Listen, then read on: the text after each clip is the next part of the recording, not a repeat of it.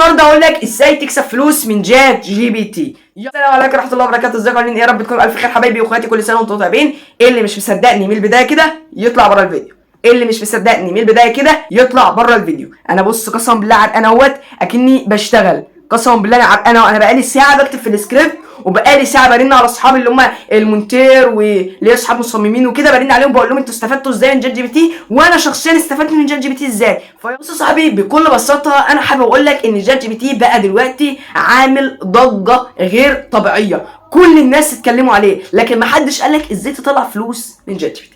انا على قناتي ديت اللي هي استكشاف المال والتعامل معه، وقناتي التانية استكشاف النفس، عامل لوجو للقناه. واللوجو للقناه ده اللي هو انك انت مثلا عايز تحفظ القناه بتاعتك، او عايز اللي يشوف القناه من بره كده يقول دي قناه علاء مثلا، او دي قناه محمد، او دي قناه مكاوي او غيره. فده من خلال اللوجو. اللوجو ده عارف اللي هو مفتاحك، المفتاح او الرقم السري بتاع التليفون. يعني مثلا انا تليفوني عليه بلاوي، فهعمل له رقم سري عشان والدي ما يعرفش يفتحه. فهو ده اللوجو. اللوجو ده المفتاح السري للحاجه بتاعتك.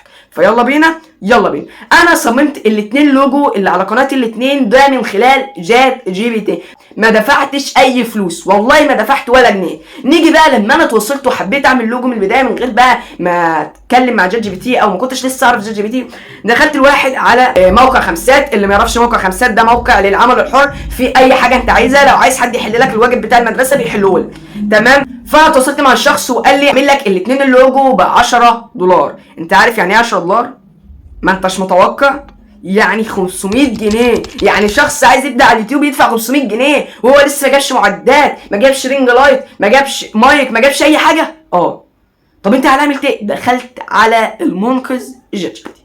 شات جي بي تي يا دوبك اول ما قلت له اعمل لي يا شات جي بي تي لوجو لقناتي، قعد يسالني اسئله زي مثلا اللون، الالوان اللي انت عايز تحطها، انت عايز اللوجو يبقى شبابي ولا رسمي ولا حاجات كده. قعد يسال اسئله هجيبها لكم دلوقتي.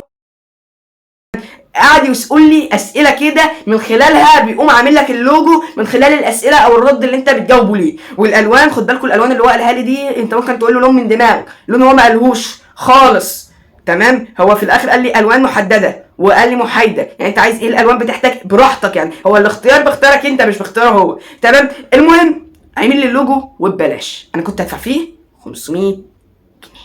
فيلا بينا بقى نعرف ازاي نجيب فلوس من شات جي بي تي. كل اللي انت هتعمله انك هتعمل صفحه على موقع مستقل، او موقع خمسات، او موقع فريلانسر، او موقع ابورك. اديتك 4 مواقع: فريلانسر، ابورك، مثلا معانا مستقل، ومعانا خمسات. 4 مواقع هم. تعمل صفحه على ال4 مواقع دول، او انت تعمل صفحه على موقع من ال4.